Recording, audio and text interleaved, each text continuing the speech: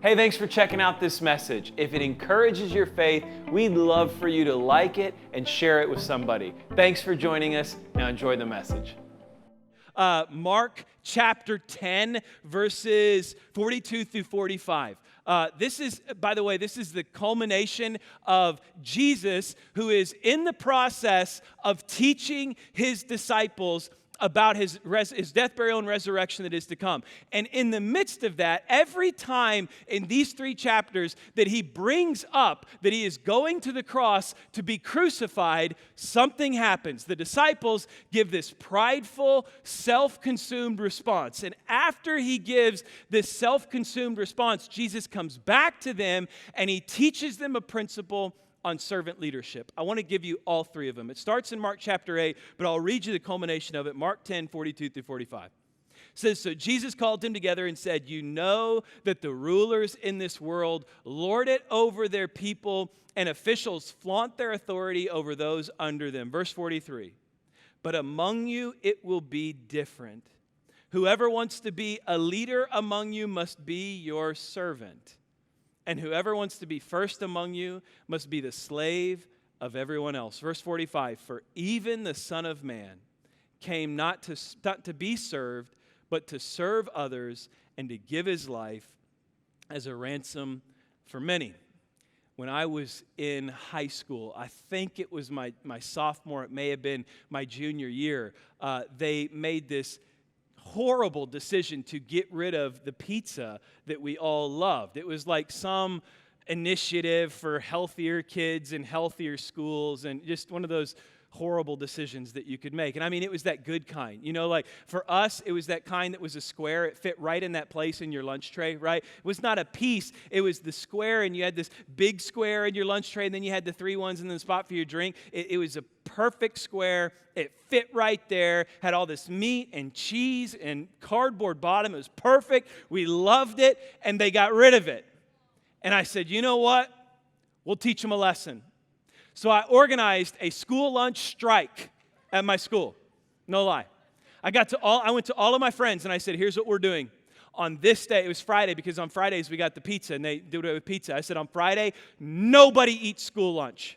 Spread the word. Everyone bring $5. Nobody, and I mean nobody, is eating school lunch. So they spread throughout the hallways, and we planned this whole thing. And I called the local pizza shop. It was Gambino's Pizza in Spring Hill, Kansas. And I said, we need 25 large pizzas delivered to the school at 11:42. That's when the lunch bell rings, okay? So I got all of this set up, 119 kids in my class, 11:42. Lunchtime comes on Friday. We all sit down in the cafeteria. And Mr. Long, he was our counselor. He was walking through, and he said, hey, guys, your table's up. You guys are ready to go get lunch. No, none of us.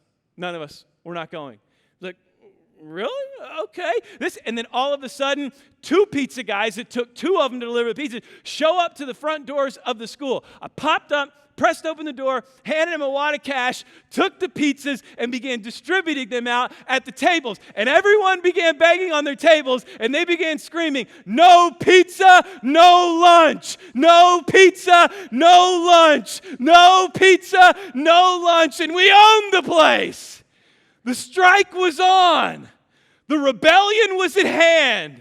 Our principal, Mr. Burke, came out there, and I'm talking, you should have seen how red his face was. He was about to explode, but it already rolled over to a place that he couldn't control. The riot was on. The inmates were running the asylum. We had the place. Everyone's pulling pizza out. They're banging on the tables. No pizza, no lunch. And I'm sitting there in the middle of it all like, here it is.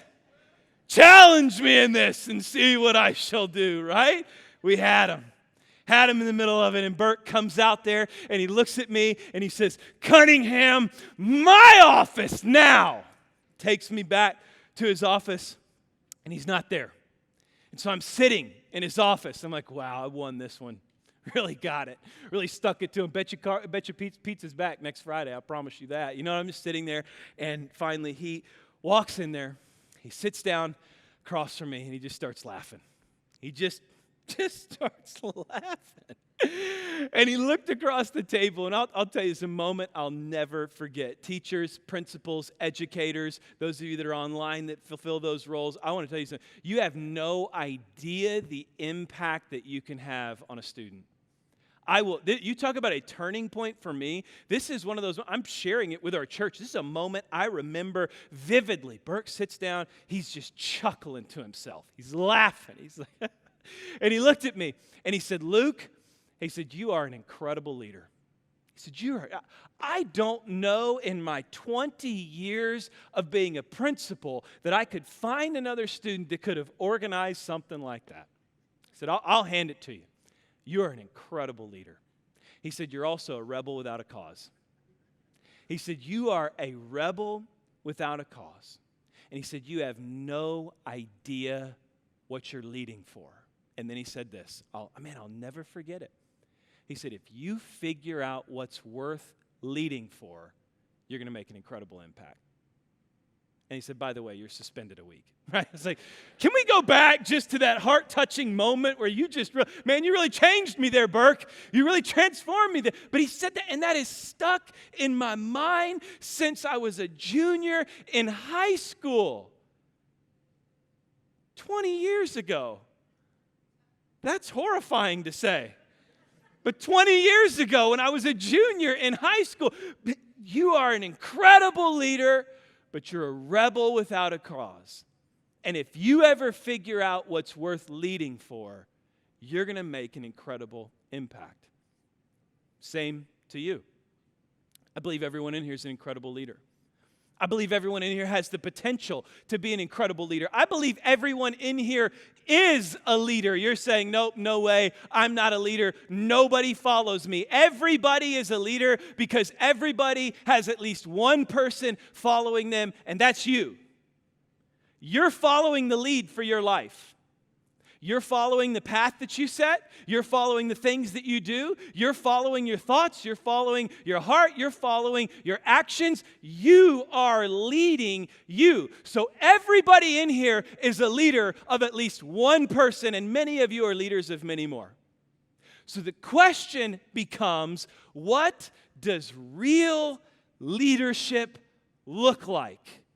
I'm not talking about a 60-second clip on Instagram or a cool infographic or a really good book. I am talking about the heart of gospel-paved leadership. What does leadership at the heart of the cross, the character of Jesus, what does it look like? Mark 8, Mark 9, Mark 10 gives us those answers, and Jesus gives them to us himself. Let's start Mark chapter 8. Mark 8, 31 through 32, here's what you're going to see. You're going to see a pattern. Jesus predicts his crucifixion. The disciples have a self-righteous response, and then Jesus teaches them a point on servant leadership. So here we go. Mark 8, 31 through 32. Then Jesus began to tell them that the Son of Man must suffer many terrible things and be rejected by the elders, the leading priests, and the teachers of religious law. He would be killed, but 3 days later he would rise from the dead. As he talked about this openly with his disciples, Peter took him aside and began to reprimand him for saying such things. Mark chapter 8, verse 33. Jesus turned around, looked at his disciples, then he reprimanded Peter. Get away from me, Satan. He said, you are only seeing things merely from a human point of view, not from God's. What do we have the tendency to do in leadership? To see it from a human point of view. To see a profit margin, to see people who are or aren't doing their job, to see any sort of gaps, to see it from a human point of view. He said, your leadership is only right here. It's not where it needs to be. You're only looking at things from a human point of view. And then he takes them a step deeper, Mark 8, 34 through 35. Then calling the crowd to join his disciples, he said, if any of you wants to be my follower, you must give up your own way, take up your cross, and follow me. If you try to hang on to your life, you will lose it. But if you give up your life for my sake and the sake of the good news, you will save it. real leadership, at the heart of real leadership, after Jesus tells them he's going to the cross, but he's going to rise, and they reprimand him for it, and then he teaches them, real leadership is about sacrifice, not self-promotion.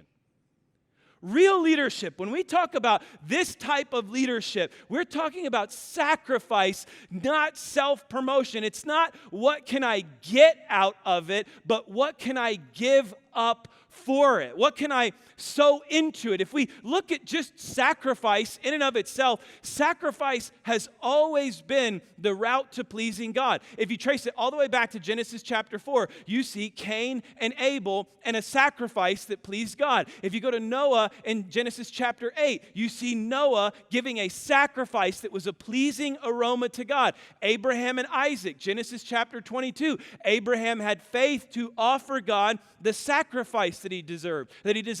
In Job 1:5, Job offers for his sins a pleasing sacrifice to the Lord. The Passover lamb, Exodus chapter 12, is an offering, a sacrifice, so that God would pass over their homes and lead them to freedom, to the promised land. When we look through sacrifice, all the instructions in the book of Leviticus, sacrifice pleases God. So then Jesus is given to us as a sacrifice for us. Paul says in Ephesians 5:2, live a life filled with love, following the example of Christ. He loved us and offered himself as a sacrifice for us, a pleasing aroma to God. So we know sacrifice pleases God. It creates intimacy with God. It creates connection with God. It is a way to worship God, to encounter God, to reconcile with God. We know this. Jesus comes. Jesus is our sacrifice now so that we can connect with God. And what are we called to do? Romans 12, verse 1. And so, dear brothers and sisters, I plead with you to give your bodies to God because of all he has done with you. Let them be a living and holy sacrifice, the kind he will find acceptable. This is truly the way to worship him. Sacrifice, not self-promotion, pleases God. When he's giving them a lesson on leadership, he is saying to them, learn how to be sacrificial. Learn how to give something up. I love reaching lost students. I did that for a number of years as a student pastor. We still do that when college is in session. Man, I had one last semester. Some of you will really laugh about this. He came up to me after church one Sunday, and he said, I'll never forget, it's so funny. He said, Father Luke, he said, I have not been to Mass since I was a kid, and that was incredible. He said, I did not know you could do music like that at Mass. He said, it was amazing. I started laughing. I said, let me guess, you have a Catholic background, huh? He said, how do you know that?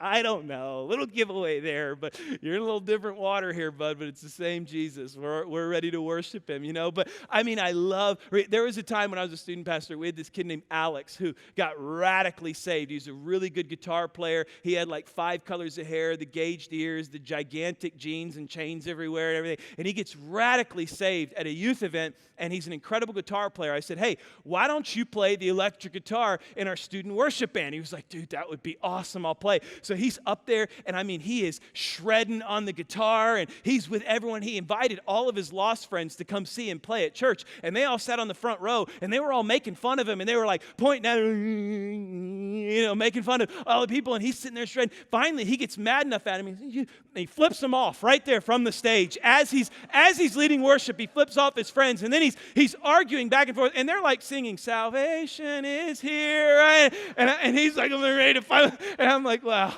this is what happens, right?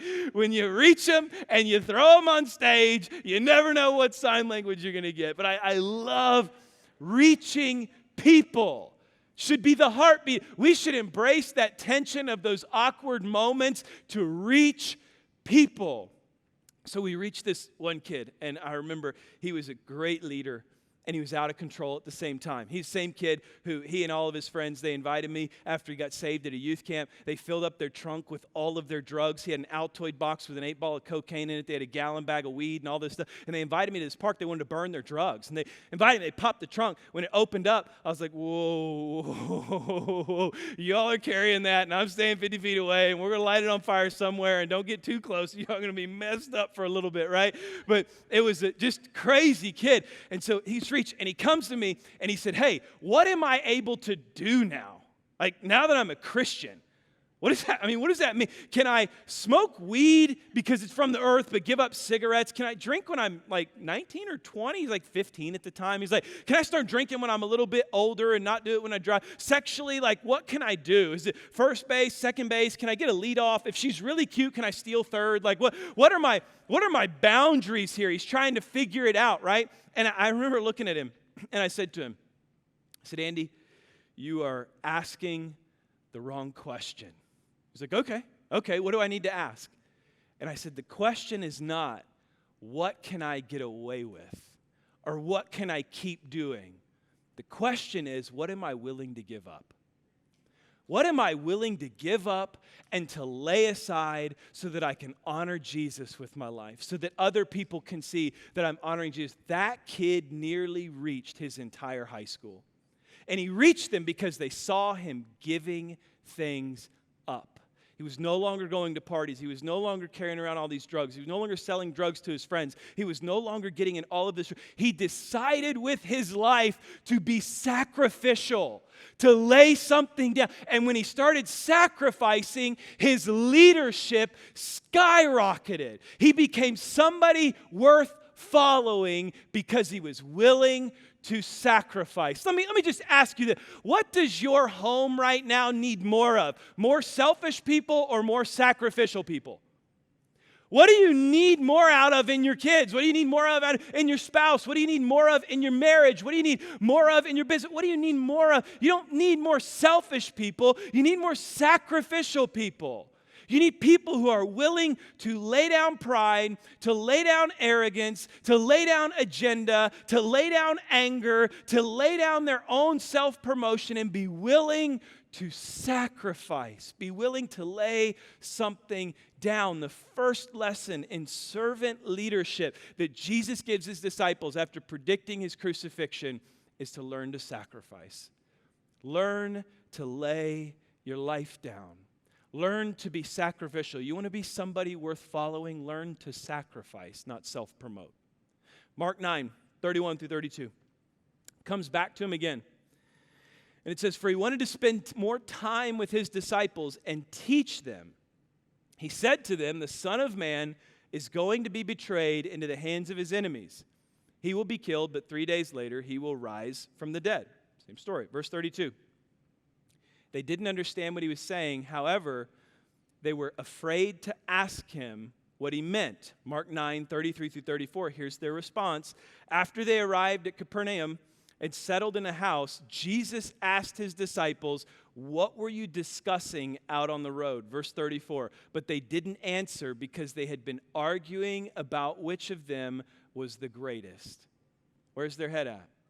The first time, their head was at an earthly perspective. This time, they're just trying to figure out who's going to be the greatest. Man, we're on Team Jesus, and if we're all on Team Jesus and I'm batting in the 3-hole on Team Jesus, I got to be the best, right?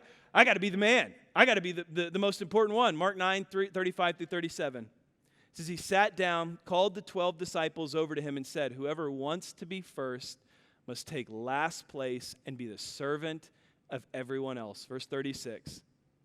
Then he put a little child among them. Taking the child in his arms, he said to them, anyone who welcomes a little child like this on my behalf welcomes me. And anyone who welcomes me not only welcomes me, but my Father who sent me. In other words, he is saying, if you will realize something, that welcoming a child, that's someone who can't give you any status, that's someone who can't give you any prominence, that's someone who can't pay you back. He's saying, if you'll learn to be welcoming like that, you'll experience real leadership is about submission, not about status. It's not about figuring out who's going to be the greatest. I want to be the greatest. No, I want to be the greatest. No, I'm going to be the greatest. And then Jesus comes and says, what are you guys thinking? And they're like, I don't know. And he says, why don't you just figure out how to welcome a child instead? Why don't you figure out how to walk in a little bit of humility and learn to submit rather than to chase status? I will tell you, personally, this really challenged me. Do you remember the marriage season that we went through in February when we had Roger here? Thank you, Roger. Yeah, Maggie, I know you do. Thank you, Roger, for blowing up my whole household. Let me explain to you. Men in my house have always been the king. Men are the king of my house. Dad, grandpa, everyone, they have the same chair that they sit in. They are in control of the remote, and they are in control of the thermostat. And to challenge them in that will cost you your life.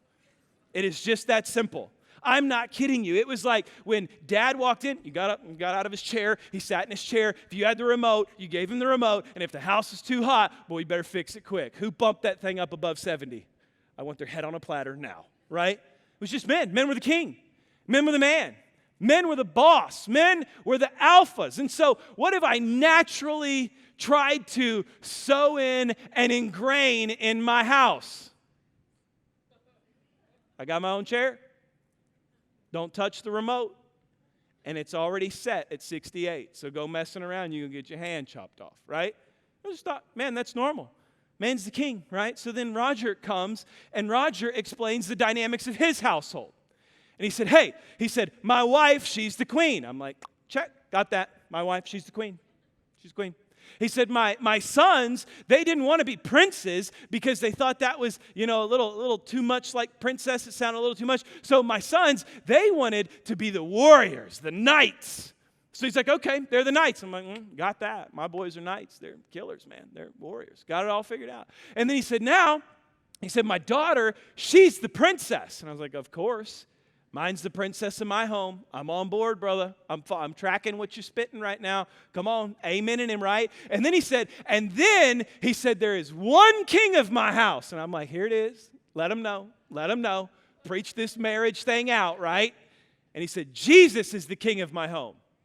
And amen, women, right? But when you hear the women are like, amen. Tell him that. He says, Jesus is the king of my home. And I was like, okay, I'm still here, right? And he said, now all these people, what do they need? They need a servant.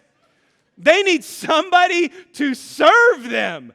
They don't need a king. They have a king. Jesus is king. They don't need a queen, and I'm no queen anyway. They don't need princes. They don't need princesses. They don't need knights. All of these people need a servant. Where is their servant?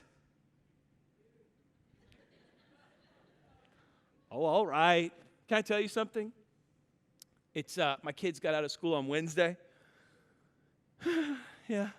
Been home Thursday. Been home Friday. Been home all weekend. My kids, when they aren't in rhythm, they're like wild horses. You just can't contain them. You can't stop them. There's something broken. So my house has been crazy, and I have been there, and I'm there tomorrow because we had this great idea to close the office on Memorial Day. So now I'm at home tomorrow with them and everything, and it's been wild, crazy chaos. I got a 6-month-old, I got a 5-year-old, I got a 7-year-old, and I have my sweet and awesome, who's watching at home, beautiful wife at home. And you know what all of them need? They don't need a king walking around saying, why are there still dishes in the sink? And why are there clothes that aren't folded? And where are all the shower towels? Can I get a little service around here? Can I get a little help? You know what they need? They need a servant. And you know when my marriage is the best and my relationship with my kids is the best and there is peace in my home, there are peace inside of our walls, when everyone is getting along, man, you're already laughing. You're like, don't say it, don't say it. You know, when everything is great and everything is wonderful and everything is thriving as it should be, you know what I am? Servant. You know when things go off the rails? When I try to be a king? What did Jesus say? Learn to be a servant. Learn to submit. And you know what else? I'll tell you this. I don't get near as many attaboys as I thought I would. I don't. You know how many times my kids look at me after I sweep back through the kitchen and pick up all the dishes that are dirty and throw away the trash and load them up in the dishwasher? You know how many times they say, hey, Dad, good job. Great looking out, Dad. Way to be a servant, man. Awesome work. You know, not as much as my flesh would like.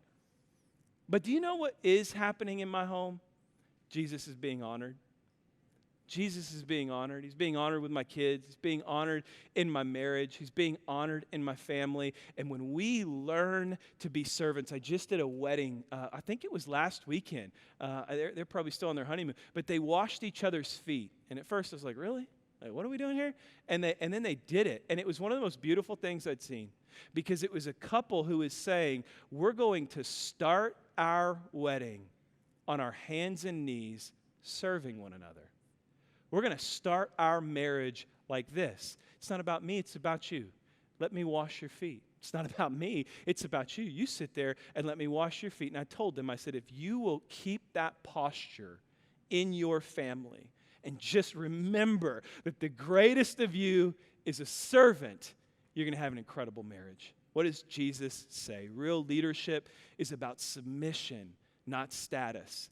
It's not trying to be the king. It's not trying to be the queen. It's trying to beat each other to being the servant of the home. And then he finishes Mark 10, 32 through 34.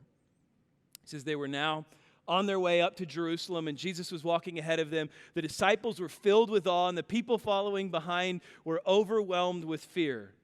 Taking the 12 disciples aside, Jesus once more began to describe everything that was about to happen to him. Listen, he said. You'd think they'd get it by the third time around. He said, we're going to go up to Jerusalem where the Son of Man will be betrayed to the leading priests and the teachers of religious law. They will sentence him to die and hand him over to the Romans. They will mock him, spit on him, flog him with whip, and kill him, but after 3 days he will rise again. Ironically, we've heard that 2 other times, right?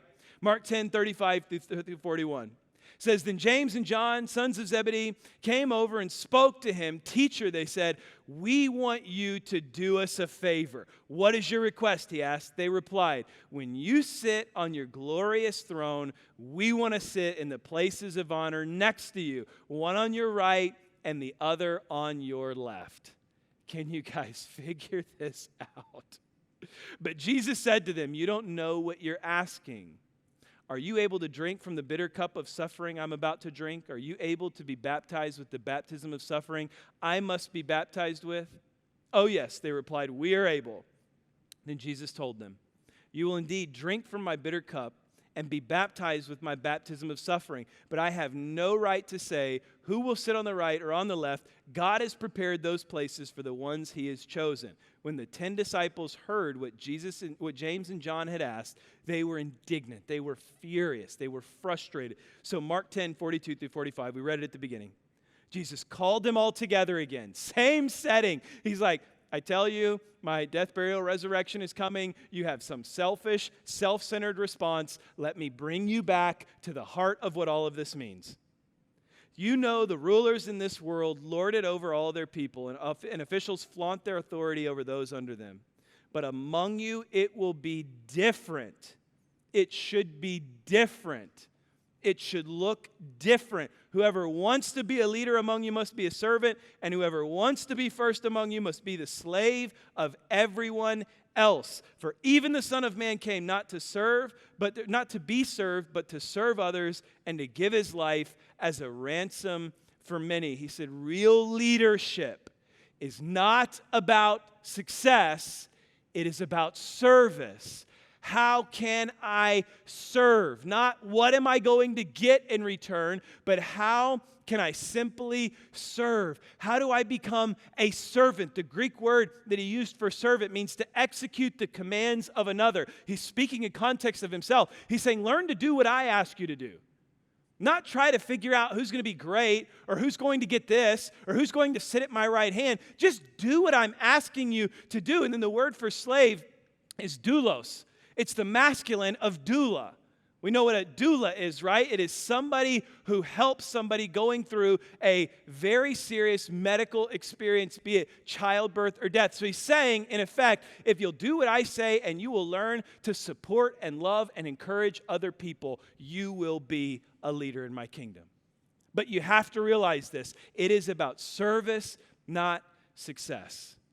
I'm hesitant. I love this story to close about Chick-fil-A, and I know my Chick-fil-A brother. I am very hesitant to bring up Chick-fil-A on a Sunday because invariably what I get is a text message of a picture of an empty parking lot and an empty drive-thru, and they're like, why would you put this in my mind on a Sunday when I can't get it, right? Why would you talk about Chick-fil-A on the one day we can't go get Christian chicken? So anyway, Truett Cathy, he's the founder of Chick-fil-A, and they were at this point long ago in their organization where they were beginning to really take off, and there was this new competitor that came in, and they started this competitive challenge against them. It was called the Boston Chicken Company, which later became Boston Market. Anyone familiar with Boston Market? My goodness, the mashed potatoes and gravy on that chicken is out of this world. I think they're open on Sundays. No, I'm just kidding. They're actually going rapidly out of business, and it's going to make sense here in the story. So the Chick-fil-A leadership team is all meeting together, and they're talking about how do we get bigger faster? How do we get bigger faster to overcome this, to get a competitive advantage against this newcomer into our industry? And finally, after several hours of deliberating, Truett Cathy is sitting at a conference table, and they said he started knocking his fist on the conference table, which was very uncharacteristic of his leadership. And so they saw him, and after he got the attention of everybody in the room, he looked at everybody and he said, I'm so sick and tired of hearing about all this talk about how do we get bigger faster. I don't want to talk anymore about how we get bigger faster. And then he dropped this bomb that has become a foundational piece for Chick-fil-A and organizations all over the world. He said, if we get better, our customers will demand we get bigger. He said, if we will just get better, if we'll focus on getting better, our customers will demand that we get bigger. And since then, they are the fastest growing chain in the country and rapidly expanding. But what was his focus? It wasn't about success, it was about service. It wasn't about how great can I become, but who can I serve? You know, for us as a church, we are going to grow and we are going to expand and we're going to continue reaching tons of people, but we're not going to be doing it by being consumed with getting bigger. We just need to consume with being loving people better. How do we love people better? How do we care for people better? How do we impact our community better? If that is our focus, we'll transform this community and many more that are neighboring us. If in my home, I just show up and say, how can I make my home better?